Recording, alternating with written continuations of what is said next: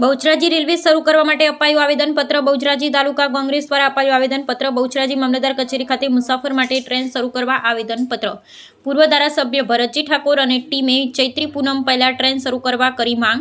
હાલમાં મારુતિ પ્લાન્ટ માટે goods train શરૂ કરાઈ છે, તો પેસેન્જર માટે ક્યારે? ભરતજી ઠાકોર. કોઈ એક ઇન્ડસ્ટ્રી માટે ટ્રેન ચાલુ કરવામાં આવી છે. ભરતજી ઠાકોર. જો ચૈત્રી પૂનમ પહેલા મુસાફર માટે ટ્રેન શરૂ નહીં કરાય તો આંદોલનની પણ અપાઈ ચીમકી.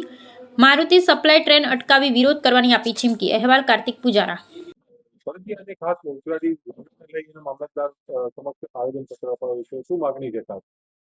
અત્યારે હાલમાં બહુચરના ધામની અંદર 2જી તારીખથી ચૈત્રી પૂનમનો મેળો આવી રહ્યો છે. લગભગ 10 લાખથી વધારે શ્રદ્ધાળુઓ આ મા બહુચરના ધામમાં દર્શન ખાતે દર વર્ષે આવતા હોય, ત્યારે આ વર્ષે પણ ખૂબ મોટી સંખ્યાની અંદર શ્રદ્ધાળુ મા બહુચરના ધામમાં આવવાના છે.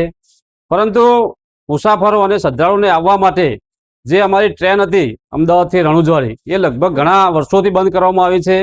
રેલવેના ટ્રેક શરૂ થઈ ગયા પછી મારુતિ કંપનીની ટ્રેન ચાલુ કરવામાં આવી છે, પરંતુ મુસાફરો માટે એક પણ ટ્રેન હજુ સુધી ચાલુ કરવામાં નથી આવી.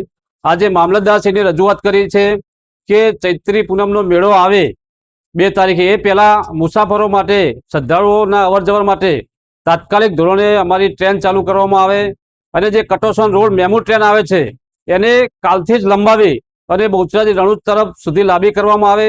અને જો આ ટ્રેન ચાલુ કરવામાં નહીં આવે તો આવનારા દિવસોમાં અમે વેપારી એસોસિએશન અને તાલુકાના 52 ગામના સૌ સમાજના આગેવાનોને સાથે રાખી અને મારુતિની ટ્રેન રોકવામાં આવશે.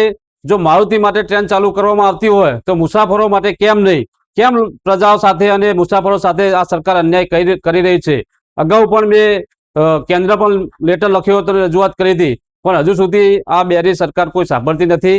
ત્યારે આજે માન્ય મામલતદારશ્રીએ અમને બાંયધરી આપી છે કે 2 દિવસની અંદર રજૂઆત કરી અને પૂનમના મેળાની પહેલા ટ્રેન ચાલુ કરવામાં આવશે, એવું એમને લેખિતમાં અમે રજૂઆત આપી છે અને એમને બાંયધરી પણ આપી છે.